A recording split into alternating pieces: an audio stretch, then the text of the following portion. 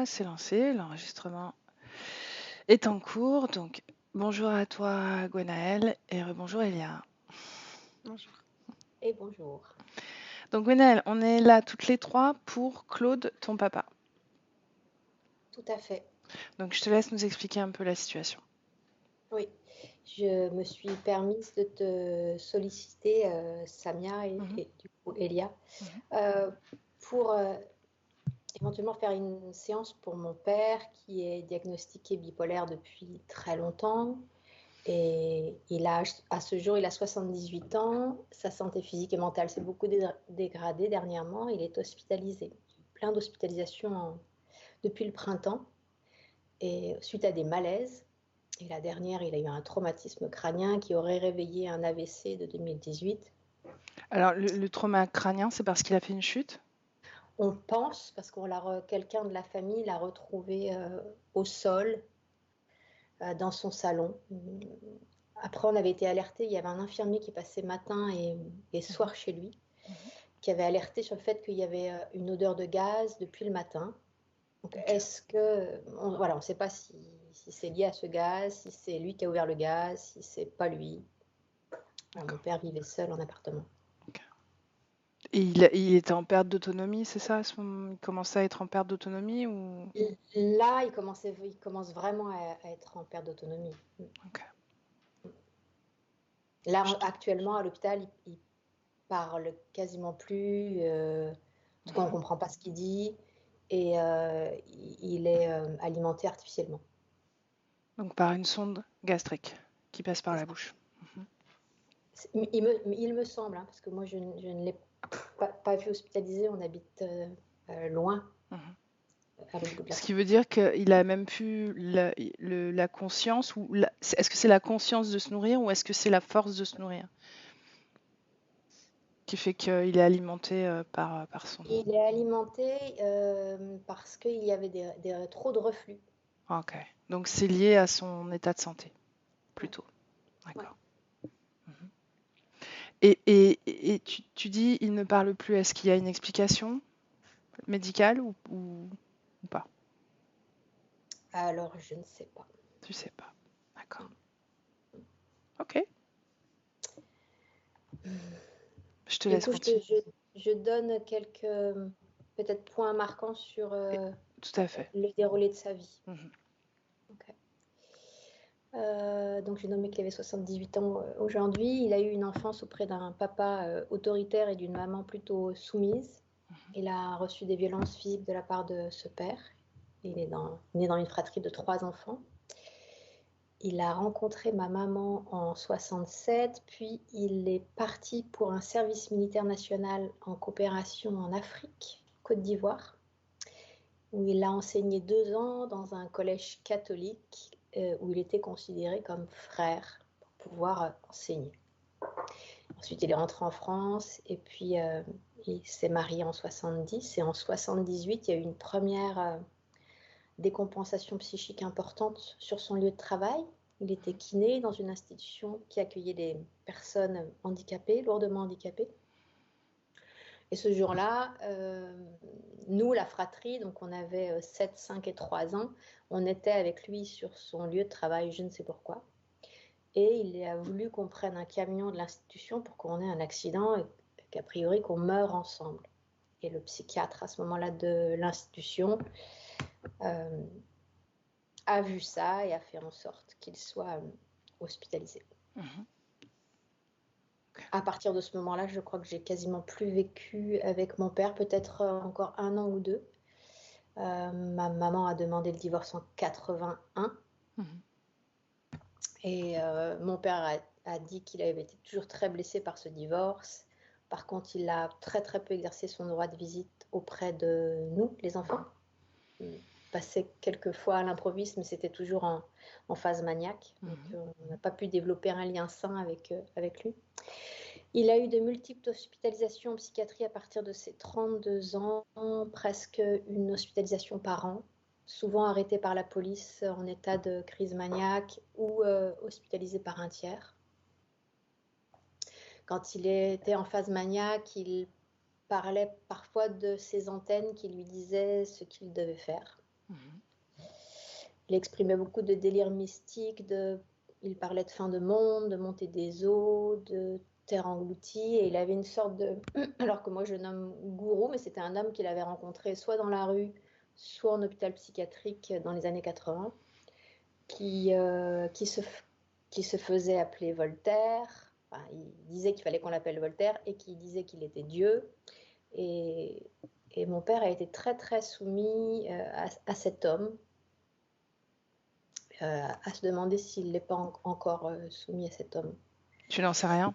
Tu sais pas? Ben, je n'en sais rien, mais il y a quelques années encore, j'ai su que cet homme était en appartement, comment on appelle ça, appartement Thérapeutique? thérapeutique, Mhm. dans la même ville que mon père, alors qu'il n'est pas originaire du tout de là, et que mon père se plaignait d'avoir à laver ses slips, ses chaussettes, et le jour où je lui avais dit, bah, tu peux juste arrêter, j'avais senti qu'en fait, il craignait d'arrêter, comme si s'il arrêtait, il aurait un retour de bâton. Est-ce que ton père était sous tutelle, lui aussi, quelque part ou pas? Nous, les enfants, on a mis notre père sous curatelle simple il y a quelques années. Donc, quand c'est curatelle simple, c'est juste au niveau de la gestion de l'argent, c'est ça? Bah, c'est la gestion de l'argent, mais pour des grosses sommes. Mhm. En D'accord. fait, ça l'a pas beaucoup protégé parce que voilà, dans ses délires, il était capable de dilapider comme ça 10 000 euros en quelques semaines. Mhm. Et ça, la curatelle simple ne Le pro- l'empêchait pas. Ok. Mais il n'était pas en appartement thérapeutique, il n'avait pas un encadrement, des visites régulières. Non. Ok. Donc Il y c'était avait, juste ces il y avait une, hospitalisations. Pardon, vas-y. pardon, il y avait juste une obligation de soins. Donc, il voyait sa psychiatre une fois par mois et les infirmiers passaient tous les jours vérifier qu'il ait pris son traitement. D'accord. Ok. Parce que plein de fois, il ne le prenait plus et on repartait sur des crises et des hospitalisations. D'accord. Ok. À ces époques de crise maniaque, il parlait beaucoup d'énergie, de soins par les mains, de lumière, de méditation. Voilà. En 85, il a mis le feu à une maison car il entendait une voix qui lui disait qu'il fallait le faire. Il a fait de la prison et du coup, ensuite, un long séjour en psychiatrie. Il a accepté le traitement euh, pour stabiliser la maniaco-dépression en 98. Mhm. Donc depuis 98, ça s'est quand même, ça s'était bien calmé. Donc Les... jusque-là, il l'avait pas accepté, c'est ce que je dois comprendre. D'accord. Ok. Par contre, il a toujours continué à travailler en tant que kiné dans des centres de cure thermale. Donc il tenait quand même certains espaces Mhm. de sa vie. Il a eu plusieurs compagnes. Donc ma maman, dont j'ai parlé tout à l'heure, une autre qui s'est suicidée et une autre, celle qui d'ailleurs l'avait vraiment aidé à accepter son traitement, qui est décédée de façon très rapide d'un cancer. Alors qu'on sentait vraiment que c'était une relation affective qui le stabilisait. Stabilisé. En C'était, 2011, il a... Pardon. excuse-moi, c'était en quelle année? Tu peux me le répéter? Hmm. Je ne sais pas l'année. Mais pour Il y a moi, à peu près combien de temps? C'est pas, enfin, je demande pas une c'est précision, mais c'est... ouais, début des années 2000, Ok, entre deux, début des années 2000, ouais. Peut-être ok, même fin 99-2000, ok, quelque chose comme ça. ok. Je te laisse continuer. Ouais. Il a développé un cancer du côlon en 2011, il a été opéré en 2013 et il vit depuis avec une poche-astomie dont il parle très très souvent. Mhm. À cette époque-là de cette maladie, il nous a révélé qu'il avait été abusé sexuellement par un camarade d'école quand il était jeune. Et ce rapport à la sexualité, à la nudité était franchement pas très clair. Et il vivait souvent nu. Il a dit à ma sœur que sa première relation sexuelle avait eu lieu avec sa propre sœur, qui est plus jeune d'1 an et demi que lui. Mhm. Donc on a parlé un petit peu tout à l'heure du rapport à l'argent, ambivalent dans le sens il n'a jamais rien donné à ses enfants, comme si, enfin presque il nous nommait que nous donner de l'argent et de nous aider, ce n'était pas nous aider finalement. Mhm. Donc il a fait le choix de rien nous donner. Par contre, il était capable de donner 10 000 euros à des inconnus dans la rue ou des gens juste rencontrés comme ça sur son chemin. Ok. Et puis un dernier point physique, il a développé aussi du diabète ces dernières années, une thrombose veineuse aux jambes, un souci aux yeux suite à son AVC, avec des complications suite à l'opération des yeux. Et du coup, mon souhait dans tout ça, c'est voilà, je sens bien qu'il est en fin de vie, qu'il a parfois nommé son envie de cesser cette vie, et en même temps, il a peur de mourir. Et j'ai l'impression qu'il n'a pas vécu la vie qu'il aurait aimé vivre. Donc, si par notre action, on peut l'aider à se dépêtrer de là où j'imagine qu'il est, peut-être je me trompe, mais On va voir. voilà. C'est bon pour toi? Ouais. Alors, je te laisse couper le son sur Skype.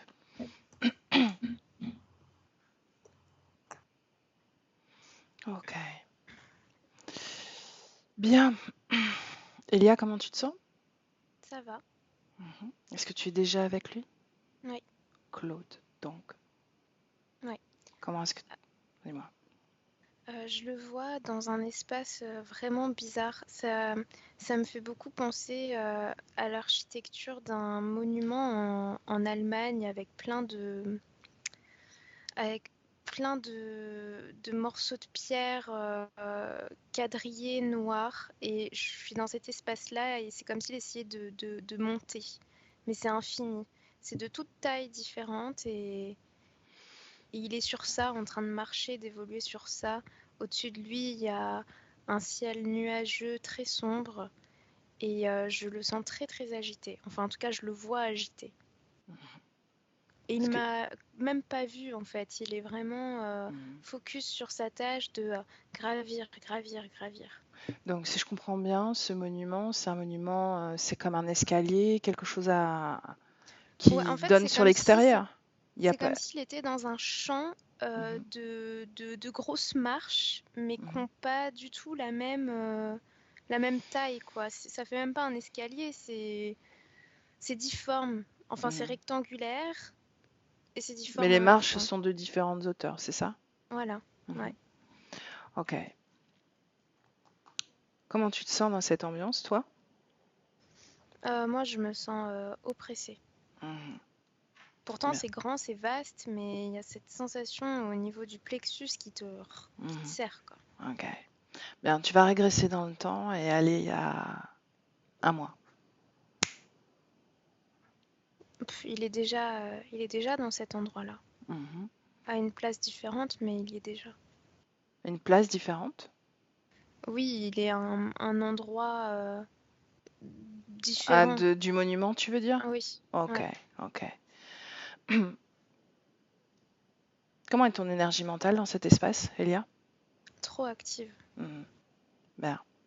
Tu vas juste garder un canal visuel, d'accord? Sans te laisser absorber par les fréquences. Ouais. Ok? C'est que le début. On s'économise un peu énergétiquement. Bien. J'aimerais que tu recules dans le temps encore il y a un an. Encore. Pareil? Pareil. Ok. Bien, reviens dans le présent. Présent. Ouais. Bien. Tu vas te mettre face à lui et tu vas te présenter.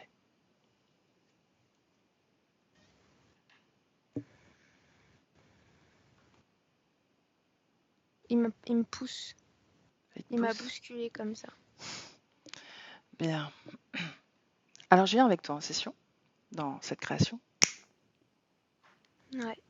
Reconnais-moi. Oui, c'est toi. Ok. Comment tu me sens? Bien. Bien. J'ai envie de changer le climat, là. Le ciel nuageux se transforme en soleil. Ça crée de la vapeur sur les morceaux de pierre. Mhm. Et il saute sur place, il dit ça brûle, ça brûle. Ça Alors que brûle. moi, ça me fait rien. Mhm. Pourquoi est-ce que ça brûle pour lui?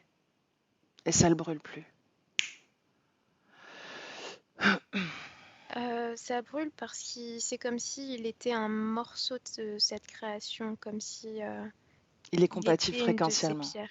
Hmm. Ouais, C'est le choc fréquentiel qui le brûle? ouais. Hmm.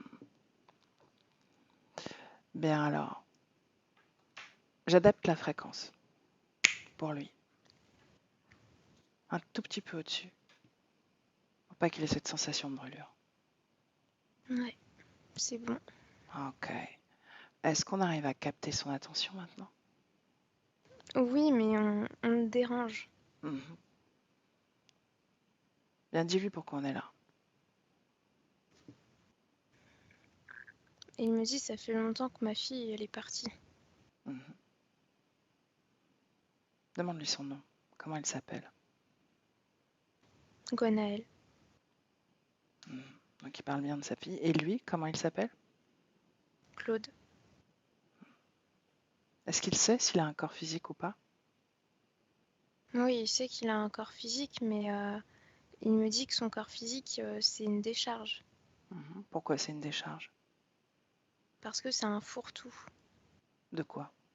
Qu'est-ce qu'il met dedans? Il me dit que lui, il n'a pas le droit de mettre des choses dans son corps, mais que d'autres mettent des choses dans son corps. Mhm.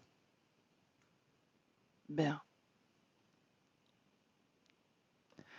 Sans parler de sa fille, dis-lui pourquoi on est là. Quel est l'objectif de notre présence, même si c'est la demande de sa fille.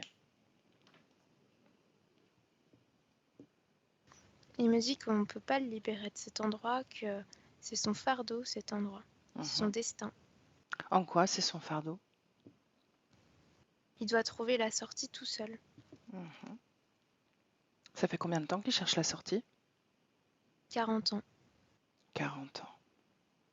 Mais alors Elia, on va à 40 ans. Ce moment-là. Qu'est-ce qui se passe à 40 ans? C'est comme s'il était, comme s'il tombait du ciel et qu'il arrivait dans cet endroit-là. Mhm. Je le Regarde. vois tomber, ça fait une chute, ça fait très mal. Mhm. Donc un peu avant. Un peu avant, il est dans un espèce de délire. Je vois son énergie mentale qui bouillonne. J'entends comme plein de voix qui parlent en même temps et il se tient la tête comme ça et il dit stop, stop, stop. C'est la partie subliminale que tu vois ainsi. Oui, c'est la Dans partie quelle... subliminale. Ok. Et dans quelle création elle se trouve à ce moment-là? Ben, dans un nuage tout noir et comme s'il y avait des tableaux avec de la craie et des trucs de géométrie. Genre, je vois des rosaces, des fleurs de vie, des trucs comme ça. Mhm. Bien, bien. Tu vas remonter encore plus loin dans le temps, Elia. Encore plus loin. Avant l'âge des 32 ans. Je crois que je suis partie trop loin parce que je le vois face à un puits. Mais ouais, non, c'est pas bon. C'est lui ou pas? Oui, c'est lui, mais c'est pas cette vie-là. C'est pas cette vie-là. Et on risque d'y retourner. Mais reste dans le présent, sur cette ligne temporelle. Pas dans le présent, mais sur cette ligne temporelle de Claude. Reviens et arrête-toi à l'âge de 20 ans pour lui. D'accord? 20 ans. Il a 20 ans. Oui, ça y est, je l'ai.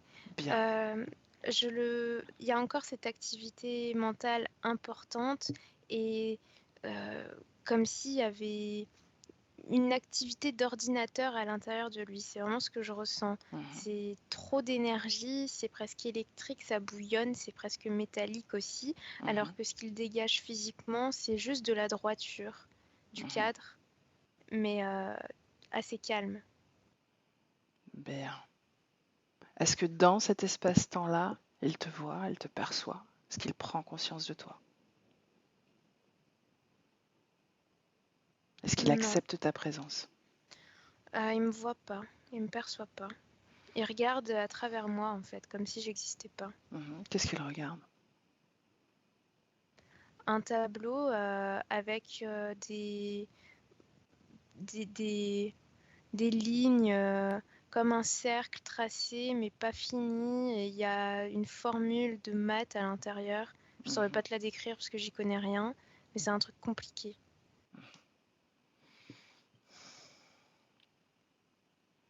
Bien. On revient dans le présent, Elia. Présent. Ouais. Ok. Ce monument, qu'est-ce que tu en perçois? Qu'est-ce que tu captes comme information? Pourquoi? Parce que j'en capte, c'est le mot enfer qui vient tout de suite. Hum, Et notion de pénitence aussi. Donc on en revient à cette notion de fardeau, n'est-ce pas? Ouais. Bien, alors tu vas lire les informations. Pourquoi est-ce que c'est un fardeau pour lui? En tout cas, pourquoi c'est un lieu de pénitence? Parce que c'est comme si c'était un... Je vois qu'il accepte cet endroit parce qu'il y a de la culpabilité en lui. Il se sent pas digne d'être ailleurs. Euh, c'est comme s'il voyait ce lieu comme un endroit nécessaire pour se laver, pour évoluer et, et pour être meilleur après. Qui lui a dit ça? Est-ce que c'est lui ou est-ce que c'est quelqu'un d'autre? Euh, je, alors, je vois des mains sur sa tête, comme si ça créait une programmation en lui pour que lui se dise ça. Mais je vois pas quelqu'un dire verbalement. Ok, donc il est programmé Ouais, par une influence extérieure. ouais. On va à ce moment-là?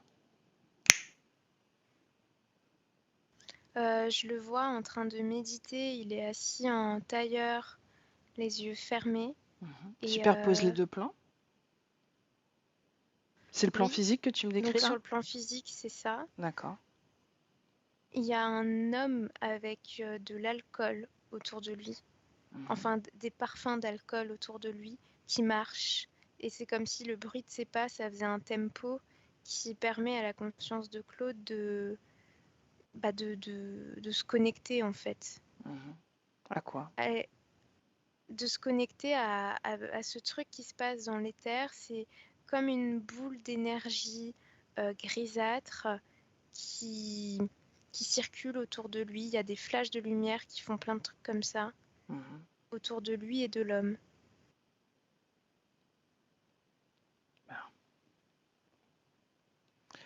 Cet homme qui marche à côté de lui, c'est un homme dans le physique, dans la matière? Oui, c'est dans le physique. Quel âge a Claude à ce moment-là? À ce moment-là, je dirais qu'il apparente une quarantaine d'années, peut-être un peu moins. C'est toujours ce moment charnière, les 40 ans. Ouais. Parce que c'est à ce moment-là qu'il est parachuté dans cette création, Oui, enfin, c'est après ça. après ça. Si tu remontes le temps avant cette programmation,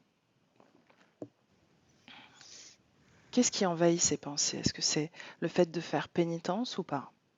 Non, ce qui envahit ses pensées, c'est le fait d'être comme une antenne qui reçoit plein d'informations, de conversations, de codes, d'informations d'ailleurs. Ouais, tu vois, je suis dans sa tête et j'entends mais plein de langues différentes qui parlent. Comment il Et arrive à capter toutes ces fréquences, toutes ces informations? alors, je vois qu'il y a un problème au niveau de sa tête, enfin, comme une brèche, c'est coupé. Tu vois, c'est totalement ouvert et il y a comme une fuite de son énergie, enfin, Ok. de sa structure énergétique. Ok. Reviens dans le présent maintenant. Ouais. Est-ce qu'elle existe encore, cette brèche? Alors, il y a une cicatrice, mais c'est plus ouvert comme ça. Ok. Demande-lui comment il a fait pour cicatriser. il est parti s'isoler dans cet endroit avec les pierres.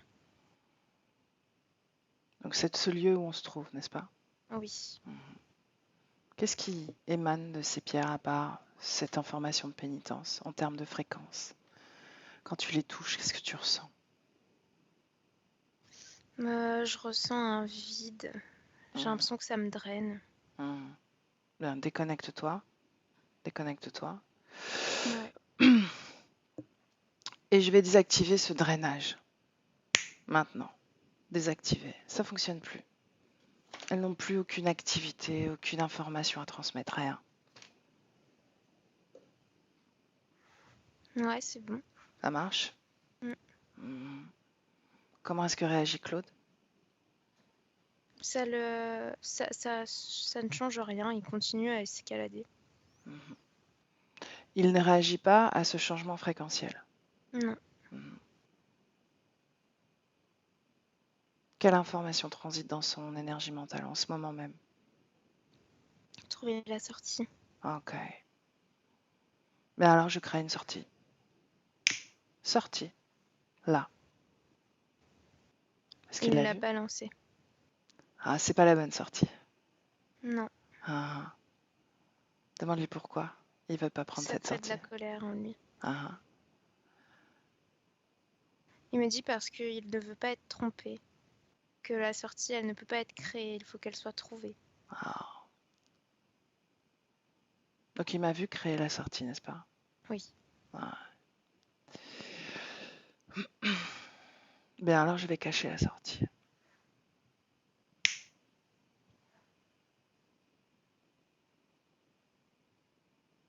C'est fait?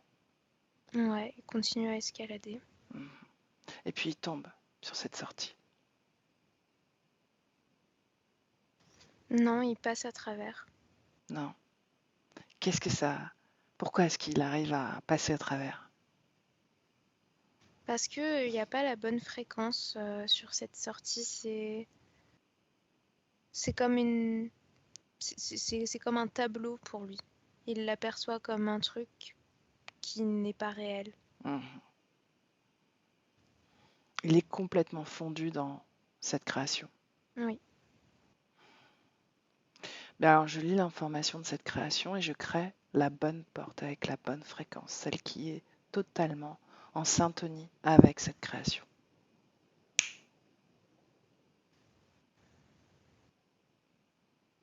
C'est un autre décor, mais similaire. C'est-à-dire qu'il y a de la lave. Et c'est comme si la roche allait tomber. Il faut se dépêcher pour traverser. Ok. Donc c'est pas une sortie. Non. Est-ce qu'il la prend, du coup? Il est sur le pas et il observe ça. Mais pour l'instant, il ne se décide pas. Pourquoi? Demande-lui. Qu'est-ce qu'il Parce qu'il a freine? forcément fait quelque chose de mal pour que la sortie ressemble à ça. Ah.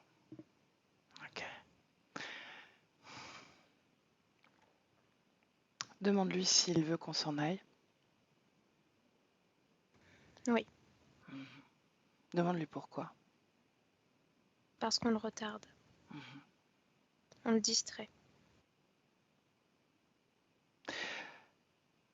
Tu me laisses parler directement à Claude? Ouais. Alors laisse-moi avec Claude. Claude. Bonjour Claude.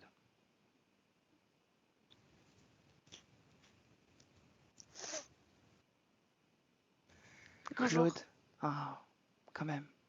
Quand tu vas trouver la sortie, la bonne sortie, qu'est-ce que tu vas faire? Qu'est-ce que tu espères? Trouver le paradis. C'est le paradis que tu cherches? Oui. Tu sais que tu peux créer toi-même le paradis? Je veux pas d'un paradis qui soit pas le paradis. Ça n'existe pas le paradis. Si. Il existe des paradis. Est-ce que tu sais pourquoi tu es là? Parce que je dois régler mes problèmes. De quel problème on parle? De mes échecs, de ma différence. Pourquoi est-ce que tu es différent? Parce que je fonctionne pas comme les autres âmes. Mhm. Mais les consciences sont toutes uniques. Elles sont toutes différentes, les unes des autres. Il n'y en a Oui, aucune mais qui est les autres ne identique. font pas de problème. Mhm. Moi, j'ai causé trop de tort. Comment est-ce que tu as fait pour créer des torts comme ça? J'ai écouté les voix. Hmm. Ok. Est-ce que tu peux m'en dire plus au sujet des voix? Je les entends plus. Non? Depuis que je suis là, elles se sont calmées. Mhm. Ben, tu sais pourquoi tu les entends plus? Parce que je suis au bon endroit. Non. Parce que tu as cicatrisé. Tu avais une brèche en haut de la tête qui te permettait de capter toutes ces voix. Ce n'est pas le lieu. C'est ton corps qui a fermé la porte à ces voix. Regarde. Est-ce que tu perçois cette cicatrice? Oui, je la ressens. Mhm.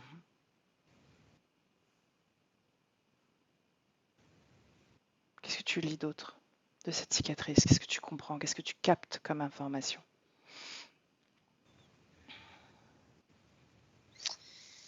Non, j'ai pas envie de retourner là-dedans.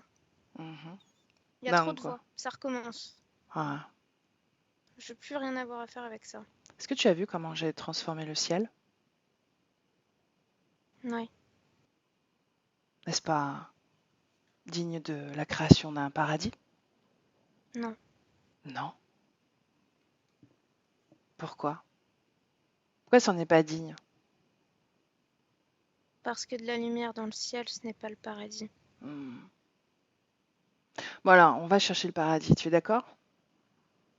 Je ne peux pas. Pourquoi? Parce que c'est sur un plan qui n'est pas accessible pour moi pour l'instant. Et qui décide que tu accèdes au paradis ou pas, dis-moi? Personne décide. Ça se débloque. Ça fait partie des mystères de l'univers. Oh, ok. J'aimerais que tu ressentes ton corps. Tu voudrais bien faire ça? Oui, mais je t'ai déjà dit que c'était une décharge. Hmm. Ressens toute la vibration de ta circulation énergétique. Il n'y a plus rien à ressentir. C'est la Ouais. mort. Est-ce qu'il y a des objets qui ne t'appartiennent pas dedans? Oui, c'est une décharge. Le principe d'une décharge, c'est de déposer ce qu'on ne veut plus. Mhm. Est-ce que tu as le souvenir d'une autre expérience que celle que tu vis en ce moment?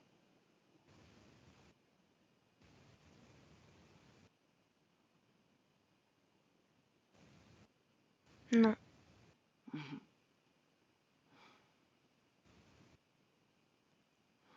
Je Si me je... souviens du paradis, mais pas d'autres expériences sur Terre. Ah, ah. Et comment, de quoi il a l'air le paradis? De grandes tables où on boit du vin.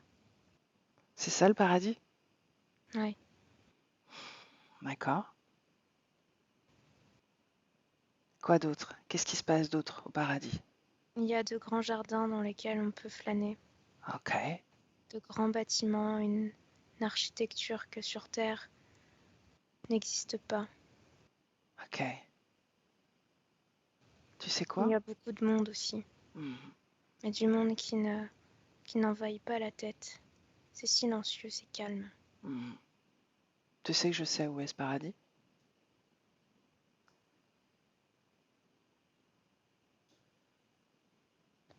Oui, bien fait pour toi, très bien. Il est à l'intérieur de toi. Non, Si. Cherche-le. Trouve-le. Il est là. Je le vois, moi.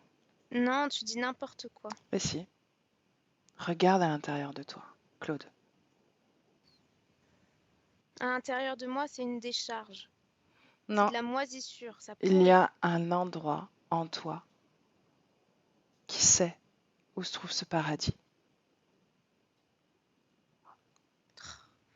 Tu m'embêtes avec tes bêtises. Ah, À qu'est-ce que l'intérieur tu de veux moi, j'ai faire? rien. Tu veux continuer à chercher ce paradis à l'extérieur de toi?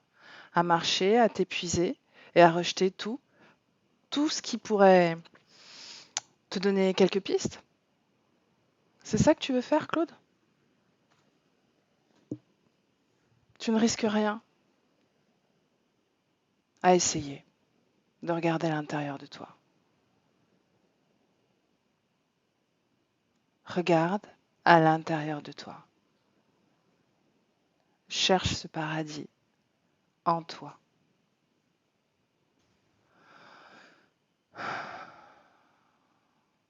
Et laisse-moi avec Elia. Elia, déconnecte. Déconnecte. Ouais, Comment tu te sens? ça va. Mhm. Qu'est-ce que ça fait de canaliser Claude? C'est pas très confortable Mhm. Mentalement, sexuellement? mentalement. Mentalement. Mhm. Est-ce qu'il a trouvé quelque chose en lui? Est-ce qu'il a regardé même? Il a regardé, mais il doute. Mhm. Il a l'impression que c'est faux, en fait, ce qu'il observe. Donc il l'a vu, Oui, il l'a trouvé. ouais, Bien. Tu me laisses de nouveau avec Claude? ouais. Ok. Avant, il y a une seconde. Dis-moi comment tu vois son énergie, c'est-à-dire, est-ce qu'il existe une part de lui ailleurs? Hmm, j'ai encore cette image d'enfant face à un puits, la manivelle qui tourne. Mhm. Est-ce que c'est une fragmentation ou est-ce que c'est juste un lien émotionnel vers une autre expérience? Non, c'est un lien émotionnel. Ok, bien. Est-ce que la création, en dehors de ce que j'ai pu faire bouger, a évolué? Non, c'est toujours pareil. Il n'y Mhm. a pas de présence, il n'y a pas une modification dans l'espace. C'est comme quand je suis arrivée, à part ce que tu as modifié. Ok. Pourquoi est-ce qu'il dit que c'est vide à l'intérieur et que c'est une décharge? Il parle de son corps physique. La décharge Ouais. et le vide? Le vide, c'est ce qui se passe dans son corps émotionnel. Quelle information dans ce vide, Elia? Fuite, regret, peur. Bien. Ok. Tu me laisses de nouveau avec Claude? Ouais. Ok, alors laisse-moi avec Claude. Claude, Mm. tu l'as vu, n'est-ce pas? Ce paradis que tu cherches. Oui. Es-tu pas heureux? Tu as enfin trouvé Non, ce que tu cherchais. ça va pas, Pourquoi? parce que c'est pas ça. Non, c'est pas ça? Non. Regarde bien. Tu sais quoi? On y va, d'accord? On plonge dans ce paradis. 1, 2, 3. Je suis Comment comme un ça? fantôme là-dedans. Ah, qu'est-ce que tu vois? Ben, je vois de la vie, je vois beaucoup de belles choses, des gâteaux, des conversations, personne me voit. Mhm. Où est-ce qu'on est? Est-ce qu'on est... Paradis. Laisse-moi avec Elia. Elia déconnecte. Ouais. Ça va? Oui, ça va. Ok. C'était quoi ce... J'ai eu un goût dans la bouche pas bon du tout. De quoi? Je sais pas, un goût de... Je sais pas, un goût d'huître. Je sais pas, un truc comme Ouais, ça. bon, ça peut être surprenant, c'est vrai. C'est inattendu. Pourquoi ce goût d'huître? C'est relié à ce qu'il... à la scène dans laquelle il est, Mhm. à cette scène de repas. Ok. Ok. Bon. Où est-ce qu'il est, lui? Il se voit fantomatique, mais il existe quelque part dans cette scène, n'est-ce pas? Oui, dans cette scène, je le vois, mais pas du tout dans la scène du repas. Je le vois dans un jardin en train d'observer les étoiles, le ciel. Mhm, C'est un jardin où il fait nuit, mhm, alors qu'à l'intérieur, il fait jour. C'est ça qui est étrange. mhm. Prends de la hauteur sur cette création. J'ai l'impression d'observer comme un plateau de jeu. En fait, je vois tout d'ensemble, mais c'est comme si c'était un étage construit au-dessus de nous, quoi, ou à côté de nous, Mhm, comme une autre dimension un peu. mhm. Est-ce que tu vois cet espace où il marchait, où il gravissait des marches inégales? Non, c'est ailleurs, ça. C'est ailleurs? Ça n'a rien Ouais. à voir avec la création? Non, rien à voir. Est-ce que c'est connecté à cette création, oui ou non? Non. Bien, donc c'est une mémoire. A priori, oui. Mhm.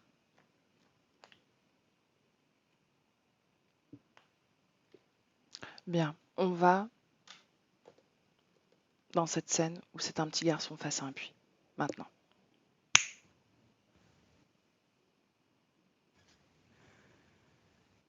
Ouais, ça y est, je suis face à lui. Mhm. Il apparente les 8 ans. C'est un petit garçon brun. Il est habillé euh, normalement, quoi. Il a une petite chemise en lin bleu marine avec un petit short, des chaussures Mhm. en cuir. Et il Oh, boude, il fait la moue devant ce puits. Il mhm. est assis en tailleur en train de ramasser des cailloux et de les lancer par terre. Bien. À quelle fréquence il est en ce moment? Il y a de la colère et il y a de la tristesse. Tu vas créer en toi une fréquence un peu plus élevée que ce qu'il est en train d'émaner. Ouais, Ok. Et tu vas le toucher tout en le regardant dans les yeux, délicatement. ouais, il a sursauté, il me regarde avec un air un peu terrifié. Enfin non, pas terrifié, mais surpris. Mhm. Est-ce que c'est bien Claude? Alors non, c'est pas Claude, mais oui, c'est Claude. Mhm. J'ai Georges qui vient dans ma tête là, Ok. Où est-ce qu'on est? en France. Bien. Demande-lui ce qu'il fait là. Il veut pas rentrer à la maison, il gagne du temps. Pourquoi? Parce qu'il veut pas se faire taper. C'est une Pourquoi? petite maison de ferme avec une porte bleu clair et le bruit de la porte, ça signifie que il va se faire taper. Je vois un homme qui le prend sur ses genoux, qui lui enlève le pantalon et qui commence à le frapper. Mhm. En quelle année sommes-nous? J'ai 1914 qui vient. Mhm. Bien.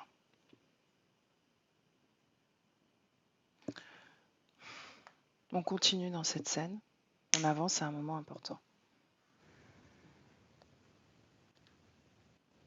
Le moment important, c'est quand il est forcé de rentrer à la maison.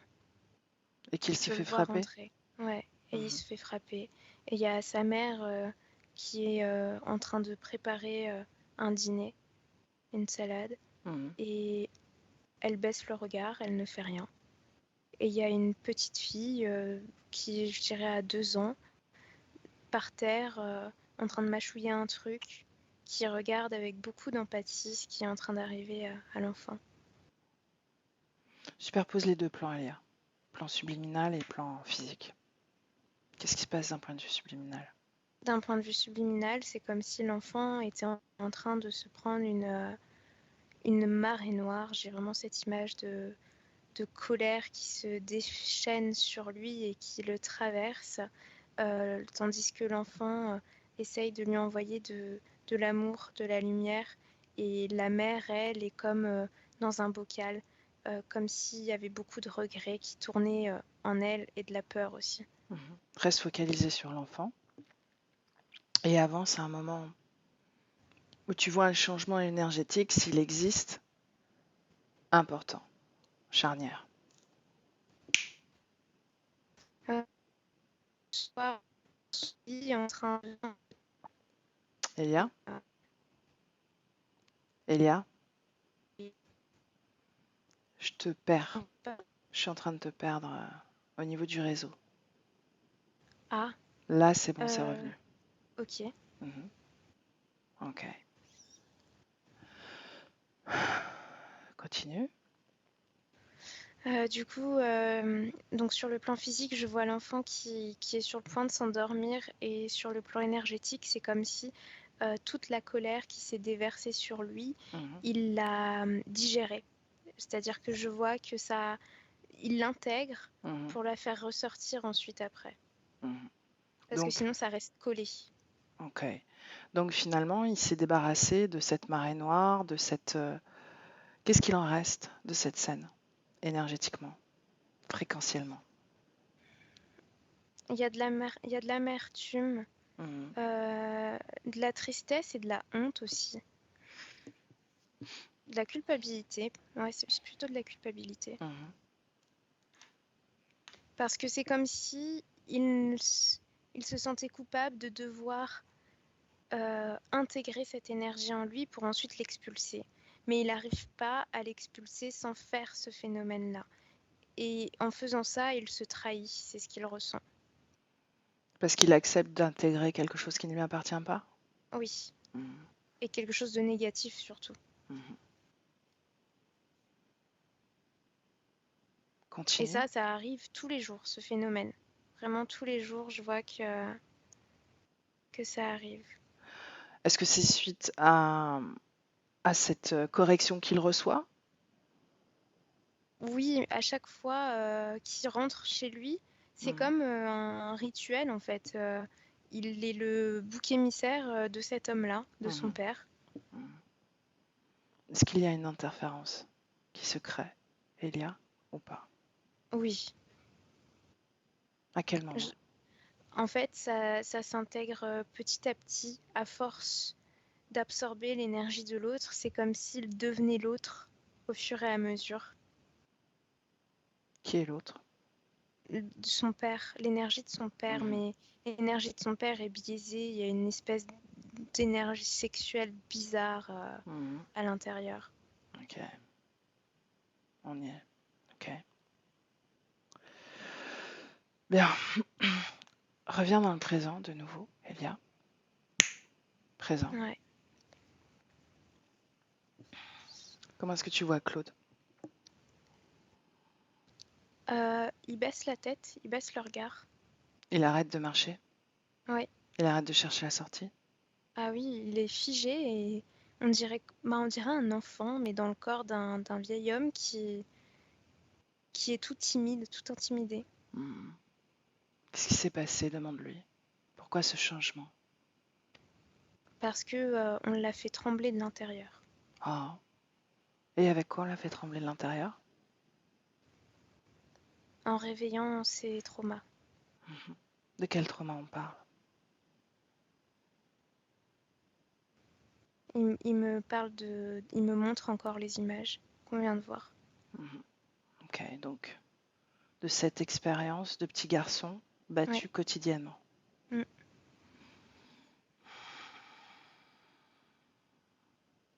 Bien. Est-ce qu'il est d'accord pour qu'on l'aide, pour qu'on l'accompagne, trouver des Ouais, réponses, des il est sorties? d'accord. Bien. Alors maintenant, toute cette création m'appartient.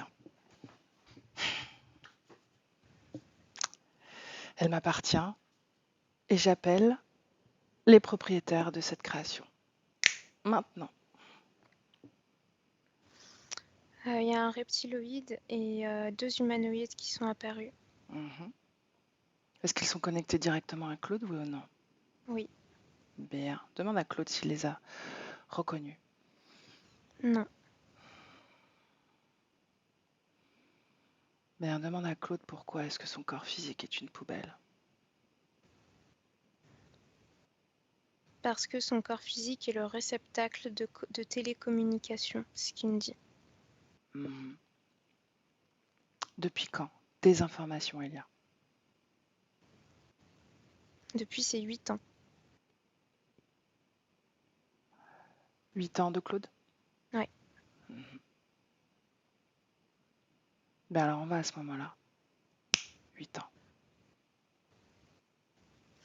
Qu'est-ce qui se passe à 8 ans? Comme un acte 2, je vois exactement la même chose. Alors avec des corps différents, un décor différent, mais il y a encore cette grande colère et cette grande tristesse au fond de lui. Sentiment d'être seul, de devoir se soumettre à son père et d'être le réceptacle de ses colères. Et à l'école, c'est pareil. Il est Je harcelé vois, ou battu? ouais, il Battu est par les profs? non pas par les profs, par les autres enfants. Je vois des bagarres, des coups de pied. On lui tire les cheveux, on rigole et puis après, c'est une forme de manipulation parce qu'après on le prend bras dessus, bras dessous. Et il est totalement perdu dans tout ça du coup. Ben regarde sur un plan subliminal qui influence ses créations.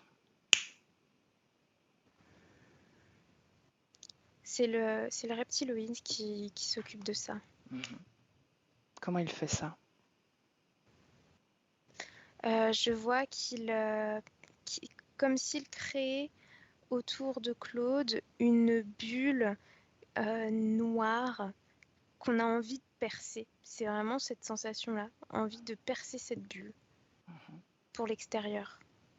Donc de créer cette violence-là. Est-ce que déjà il porte un fardeau? Non, il porte pas de fardeau. Par contre, il porte les traces de ce qu'il a enduré dans sa vie précédente. Quelle forme elles ont?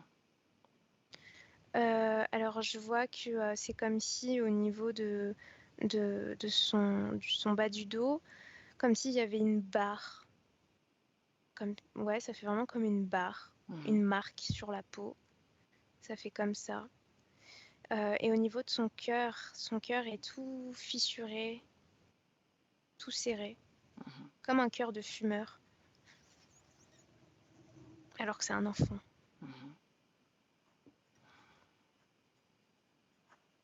Bien. Il a dit, le corps physique a dit qu'il avait subi des attouchements quand il était enfant. Est-ce que tu vois ça, ce moment-là? Ouais, dans des toilettes. Regarde énergétiquement ce qui se passe. Est-ce que c'est un impact énergétique, oui ou non? Ouais, je vois le reptile qui l'enlace, qui se frotte à lui, qui déverse son énergie sexuelle à lui, dans son corps, à Claude, pardon. Comment est-ce que ça change? Comment ça transforme Claude? C'est comme si ça le mettait à distance de son corps physique. À ce moment-là, il y a une partie de lui qui... c'est juste trop en fait. Il a envie qu'on lui foute la paix. Ça fait trop de choses. Entre ce qui se passe à la maison, ce qui se passe à l'école, ce qui se passe dans les terres, c'est juste trop. Donc c'est comme s'il choisissait de partir, d'aller ailleurs. Et je vois que ça crée un moment de flottement, mais comme il est dans une espèce de mélancolie et atteint par cette énergie sexuelle qui n'est pas à lui et qu'il a du mal à métaboliser, ben, ça l'emmène dans des créations qui sont pas, qui le perdent, quoi. Là, j'ai plein d'images qui défilent de trucs pas très bons, quoi. Son énergie sexuelle est corrompue. Oui. Il dit aussi qu'il a eu sa première relation sexuelle avec sa sœur. Qu'est-ce que tu vois à ce niveau-là? Toujours sur le plan énergétique. Oui, sur le plan énergétique, j'ai l'impression que c'est cette énergie sexuelle reptilienne qui l'incite Il est contrôlé à produire ça, par quoi. ça. Ouais. Bien. Et déjà, il y a cette mini ouverture là quand je J'allais. suis dans ces années-là, Uhum, il y a déjà cette ouverture. Alors c'est pas une faille, mais c'est tout petit et mhm. c'est luisant. Justement, j'allais y venir à cette brèche. Qu'est-ce qui la provoque? Le, la présence, le contrôle du reptiloïde, Mhm, euh, c'est comme si une partie des deux énergies luttaient et voulaient s'extraire d'une façon ou d'une autre finalement. mhm, Et ça tape, ça tape, ça tape, ça tape jusqu'à ce que ça s'ouvre pleinement. mhm. Et une fois que ça s'ouvre, qu'est-ce qui se passe alors? Ah bah alors là, j'ai l'impression d'être dans l'univers d'un poulpe. C'est pas le cas. Je Mhm, ressens pas cette énergie-là, mhm, mais c'est exactement pareil. C'est-à-dire que je le vois balloter de création en création, mais tu vois là, il se retrouve dans un vaisseau. Ensuite, il se retrouve sur une planète, et tout ça en étant connecté à son corps physique. mhm. Et ça crée beaucoup d'incompréhension en lui. Et une énergie mentale qui est totalement comme une locomotive, quoi. Est-ce que c'est la cause ésotérique de sa bipolarité, oui ou non? Alors, si tu me demandes la cause ésotérique de sa bipolarité, j'ai envie de Mhm, te dire oui, mais l'origine réelle de tout ça, mhm. c'est cette vie passée où il a intégré trop de fois une énergie extérieure à lui. S'il n'y avait pas eu ça, il n'aurait pas pu être atteint de cette manière-là dans cette vie-là. Mhm. On parle de cette maladie? Ouais, Mhm. Donc ça l'a fractionné. C'est pas de la transmutation qu'il faisait, mais c'était une intégration sourde. ouais. Est-ce que c'est une forme de contrôle mental? Alors là, j'ai oui qui est venu tout de suite. Mhm. Bien, alors qui le contrôle? Est-ce que ce sont ces humanoïdes ou est-ce que c'est ce reptilien? Non, c'est les humanoïdes. Mhm. Comment? Alors eux, j'ai l'impression que ce sont des architectes parce qu'ils ont des plans, et quand je regarde dans leur cerveau, enfin à travers eux, Mhm. il y a les marches, il y a toute cette architecture qui revient. Mhm. C'est comme s'ils avaient implanté la notion de pénitence en lui. Bien. Reviens dans le présent. Présent. Ouais. Comment tu vois les trois? Ils sont alignés Mhm. et les humanoïdes regardent leurs plans et le reptiloïde se dandine. Mhm. Avec son énergie sexuelle? Ouais. Mhm. Et Claude? Claude, il baisse toujours la tête. Mhm. Scanne le corps de Claude et dis-moi s'il y a des implants en lui. Oh, oui, mais il y a tellement de choses. C'est comme si tout son corps, c'était presque un robot en devenir, tu vois. Mhm. Je vois du métal de partout, ça clignote de partout, il y a des fils de, de partout, même jusqu'aux pieds. Enfin, Mhm. c'est rempli, quoi.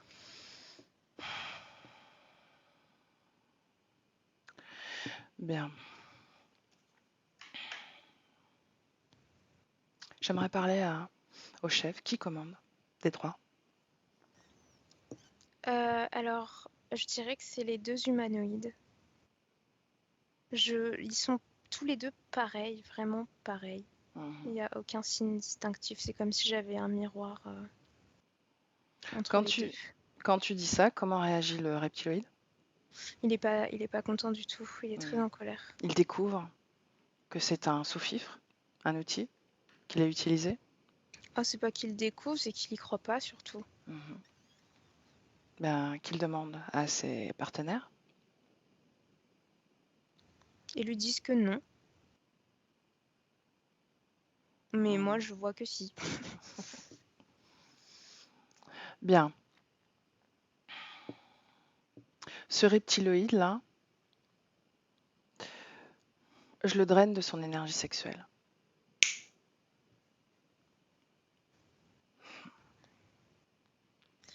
Ben, il est comme à l'agonie maintenant, c'est-à-dire qu'il est par terre et en train de supplier les humanoïdes de faire quelque chose, Sauf que les humanoïdes regardent pas, réagissent pas. Bien. Il reste comme ça, asséché. Comment réagit Claude? Il est impressionné. Vraiment? Ouais. Il a les yeux écarquillés comme ça. Ok. Tu me laisses parler à un des humanoïdes? Ouais. Alors laisse-moi avec H1, je vais l'appeler H1. H1. H1. Bonjour. Tu me H1. fais venir dans un corps incompatible. Ah, ça te plaît pas d'être dans ce corps? Je ne connais pas le plaisir. Ah ouais, excuse-moi. Je m'adresse à toi pour me présenter en tant que nouveau chef. Je suis ton chef, désormais. Les humains ne peuvent pas être un chef. Si, si. C'est une information secrète qui était gardée jusqu'à présent. Euh, Maintenant, il est temps que vous appreniez la vérité. Nous sommes créateurs non pas du paradis, mais de paradis. Et contrairement à ce que vous pensez, nous ne sommes pas soumis à vos consciences, mais c'est l'inverse. Vous êtes nos esclaves. En tout cas, quand vous pénétrez la création d'un être humain qui cherche à se libérer. Il a fait une erreur, il a accepté une co-création. Est-ce que tu es capable de comprendre ça? Mensonge. Mensonge. Pourquoi pas bug? Non? Je ne Erreur. crée pas de bugs. Moi, si. Tes plans, là, à quoi ils servent? À structurer l'humanité. Comment? Comment est-ce que tu structures l'humanité? En fractionnant leur énergie mentale. Ah, c'est bien ça. Effectivement, c'est ce que tu as fait sur Claude. Bravo, félicitations. Ta technologie a marché pour ça. Et ensuite, Il devient un bon élément pourquoi faire? pour un objet de guerre. Guerre contre quoi? Contre qui? Contre ceux qui veulent s'emparer de notre pouvoir. C'est-à-dire les humains?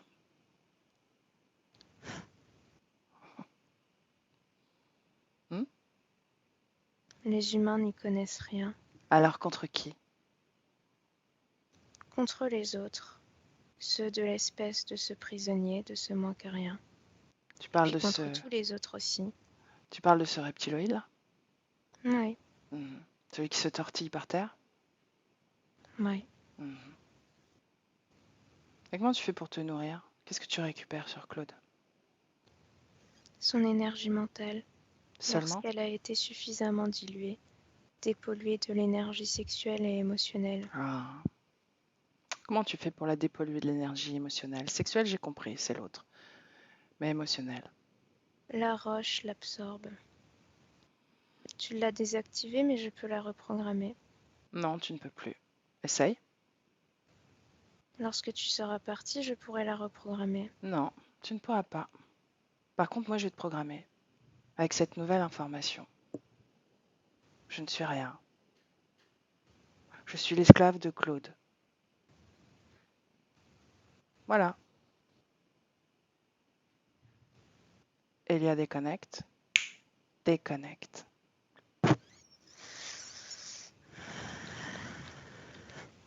Comment tu Ouais, te sens? ça va. Bien. Est-ce qu'il est reprogrammé? Est-ce que ma programmation a marché? Non, mais ça l'a fait surchauffer parce que c'est comme s'il bougeait plus, tu vois. Pourquoi ça n'a pas marché? Je suis déçue. Parce qu'il y a comme un... J'ai le mot pare-feu qui vient.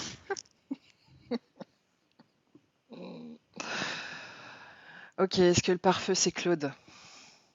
Non, ça vient de s'aligner. Mhm. Bien. On remonte, Elia, au moment de l'interférence. Ce tout premier moment. Où est-ce qu'on est? Alors, le moment de l'interférence, je le vois pas enfant, mais c'est toujours cette vie de petit garçon. Je le Mhm. vois plus grand, adolescent. Et c'est comme si il était en état d'hypnose, mais éveillé, comme somnambule en fait. Et je le vois trébucher et se fracasser la tête sur un objet tranchant, on dirait une, euh, une sorte de table de nuit en bois. Mhm. Et il est tout de suite au-dessus de son corps et c'est comme si d'être déconnecté de son corps, ça le faisait faire ça. Il fait comme ça.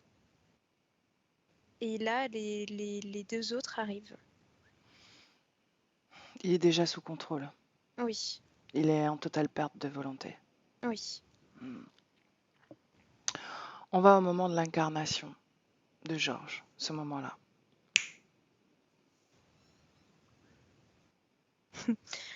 Alors c'est marrant parce que il a l'apparence d'un viking et puis vraiment le stéréotype du viking quoi. Mhm. Et je vois qu'il est attiré par ce corps parce qu'il est attiré par parce que par la faiblesse que dégage sa maman.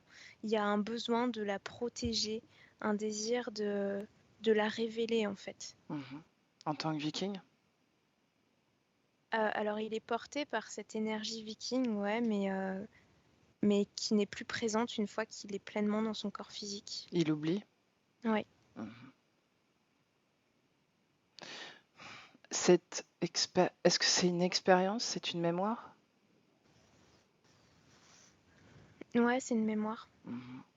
Alors on va dans cette existence, celle-ci.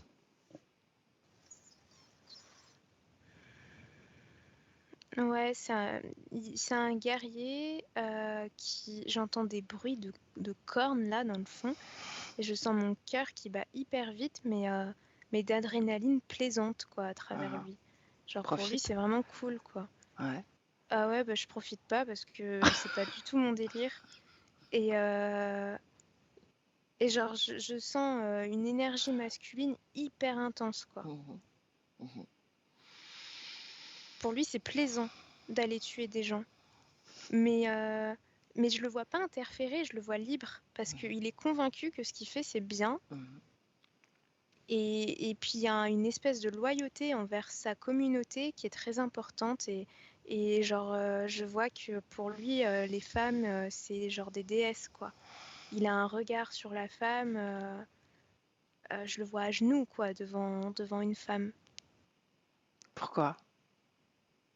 Parce que c'est ce que les femmes dégagent, ça l'hypnotise presque, mais c'est pas ça le mot, c'est la créativité, la Juste par force de leur curiosité, créativité, je justement. pense. Juste par curiosité, est-ce que c'est particulier aux femmes vikings ou est-ce que c'est... Non, c'est particulier aux femmes de son peuple, Ouais. Pourquoi? parce Qu'est-ce qu'elles ont? que, parce que je le vois tuer des femmes qui sont pas vikings et il a aucun problème à faire ça, quoi.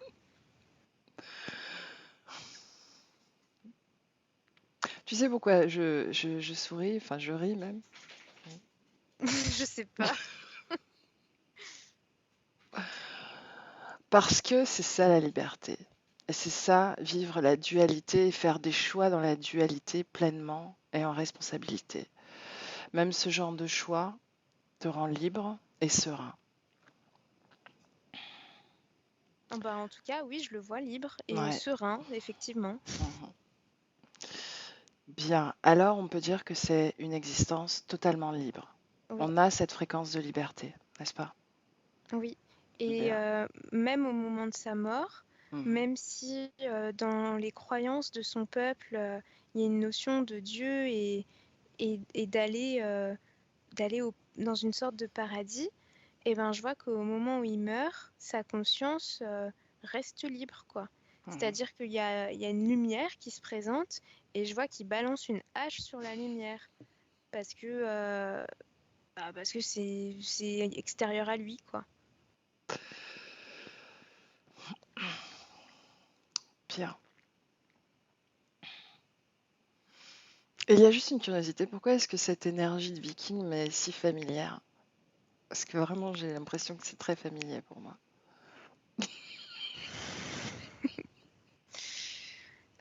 Alors, je te vois faire des tresses vikings. Je sais pas si ça te parle, mais j'ai cette image de toi, en tout cas de ta conscience sur les terres, en train de tresser des cheveux, les coiffures vikings, quoi. Bon, écoute. Bref, on revient à Claude, d'accord? Et à cette conscience de viking. Pose-toi devant lui Ouais. et montre-lui tout ce que l'on sait de ses prochaines expériences.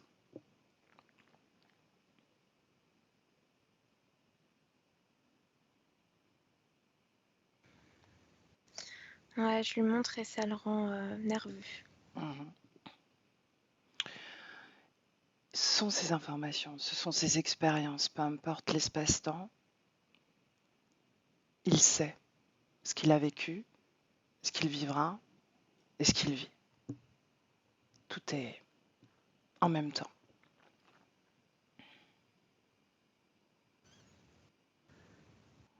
Qu'est-ce qui l'a poussé à accepter ces expériences au fond, ces co-créations?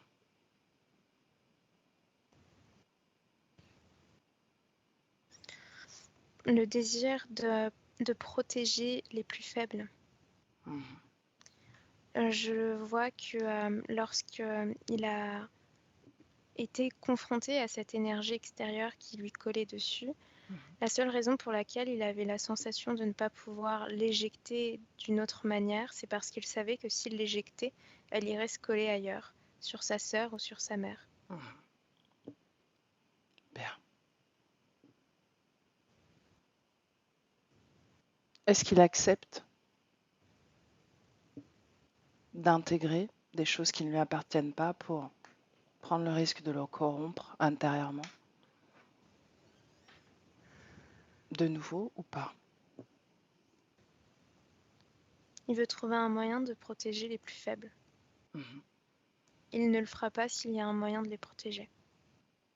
Donc il continuera à intégrer ces informations corrompues. S'il ne peut pas les protéger autrement, oui. Mhm.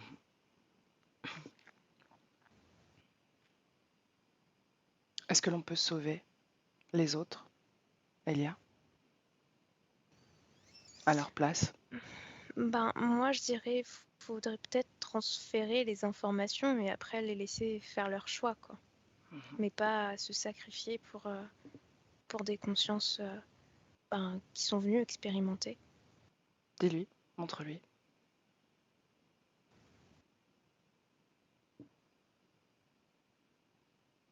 Ouais, ça, il est d'accord avec ça. Mhm. Bien alors, est-ce que ces choix seraient répétés finalement ou pas? D'intégrer ces informations, ces fréquences qui finalement Non, le réduisent à un être faible. non, de cette façon-là, non. Bien, il suffit qu'il monte. Comment faire? La meilleure façon d'inspirer les autres, c'est d'être inspirant. On avance, Elia, dans le temps jusqu'en 2023.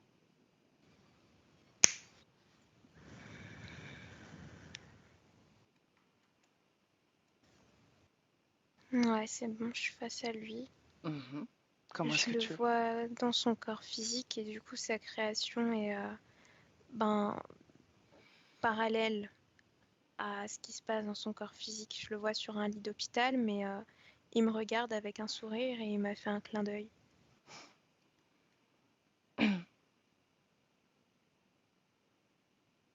Comment est-ce que tu vois sa création énergétique, sa circulation énergétique? Je la vois apaisée au niveau du corps mental. Mhm. Le corps émotionnel me semble un peu faible. Le corps sexuel est bien. Mais par contre, le corps mental est vraiment apaisé, ça c'est bien. Mhm. Bien, je compte jusqu'à 3 et à 3, son énergie est totalement stabilisée à la fin d'un processus. 1, 2, 3. Dis-moi comment tu le vois maintenant? Est-ce qu'il y a eu un changement? Ah oui, l'énergie émotionnelle s'est réveillée. Ok, bien. Tu me laisses parler à Claude? Oui, Ben alors laisse-moi avec, Claude. Claude, oui, ben comment tu te sens dans ce corps? limité, Hmm. c'est pas grave. Non?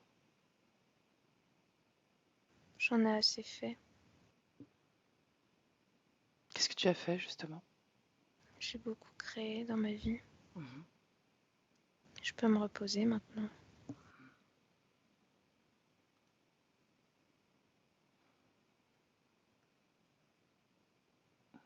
Tu sais de la part de qui je suis envoyée?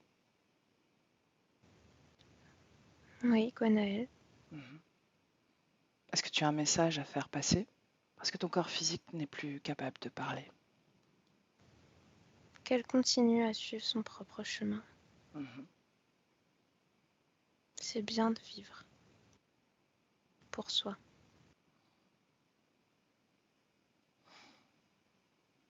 Bien. Autre chose? Non, je suis bien. Qu'est-ce que tu comprends de ton corps physique en ce moment?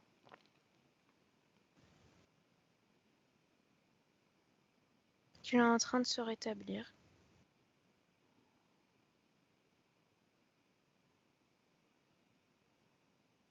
C'est-à-dire? Il se repose pour mieux se reconstruire. Mhm. Bien. Laisse-moi avec Elia. Elia déconnecte. Ouais, Comment tu te sens? ça va. Quelle fréquence dans son corps? Alors globalement, je le sentais calme, Mhm. mais par contre, il y avait une petite pointe d'agacement, mais par rapport à un élément physique, une dame qui traîne des pieds quand elle marche. Je voyais une dame autour de lui, et ça l'agace. Est-ce que c'est quelqu'un du corps médical? Oui,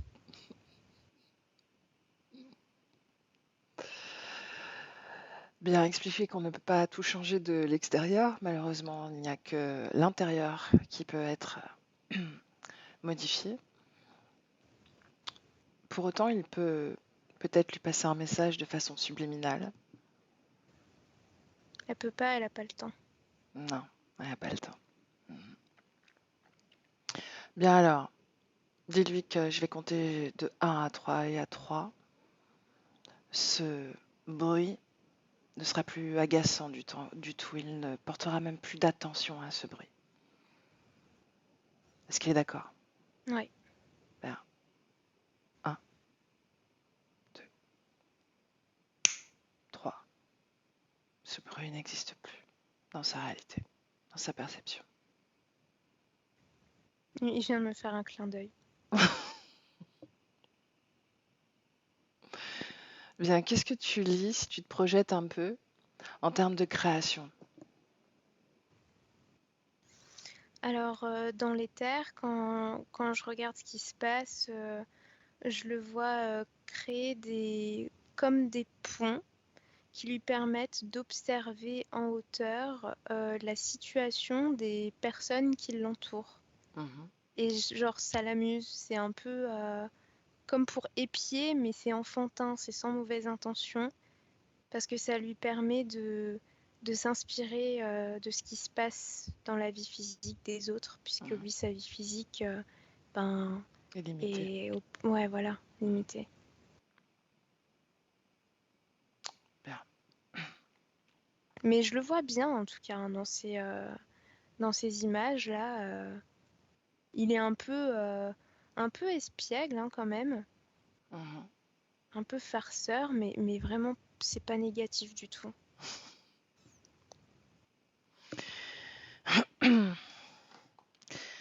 Bien, ok. Tu le salues Ouais. et on rentre, Elia. Tu te déconnectes de tout et de tous. Et ça, c'est le 1. Déconnecté de tout et de tous et tu es seul dans ton espace. Dégagé de toute fréquence, de tout reliquat de nos explorations. Et déjà avec le 2, tu crées ta fréquence et tu la sens circuler dans tout ton corps et pendant que elle circule, tu t'ancres à ton corps physique. Tu t'installes dans ton corps physique et tu le sens vibrant, vivant, fort, puissant.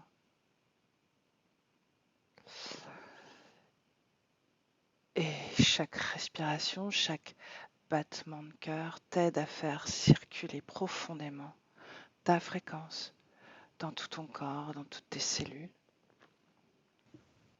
Et tu le sens, tu la sens, des pieds à la tête, envahir tout ton corps. Tout est parfait, tout est à l'équilibre, tout est idéal. Toute trace de fatigue disparaît. Et à 3, il y a, tu es là. Comment ça va? Ça va. Ok. Et Gwenaëlle, si tu veux revenir. Oui. Et voilà, c'est fait. Et merci. Comment est-ce que tu as vécu ce voyage? On peut le dire comme ça. Comme un voyage, comme si je découvrais des, des pièces de puzzle certaines que je connaissais un petit peu, en tout cas de liens que je pouvais faire avec sa vie, et d'autres complètement nouvelles. Mhm. Et, et à la fin, ce que disait Elia, qui était un peu farceur, espiègle, je retrouve bien là un trait de sa personnalité. Bien. Bon, tu verras comment ça se manifeste dans la matière. En tout cas, encore une fois, j'étais ravie de guider cette session. J'ai pris beaucoup de plaisir. Je me suis amusée. Est-ce que tu veux diffuser le travail ou est-ce que tu veux le garder pour toi? Non, on peut diffuser. Ouais? Ok. Est-ce que je te floute? Pas besoin. Ok, super. Bien. Alors, voilà. Là, c'est le moment de couper l'enregistrement. Donc, merci à toi, Gwenaëlle, et merci à toi, Elia. Grand merci encore. Au revoir. Au revoir. Au revoir.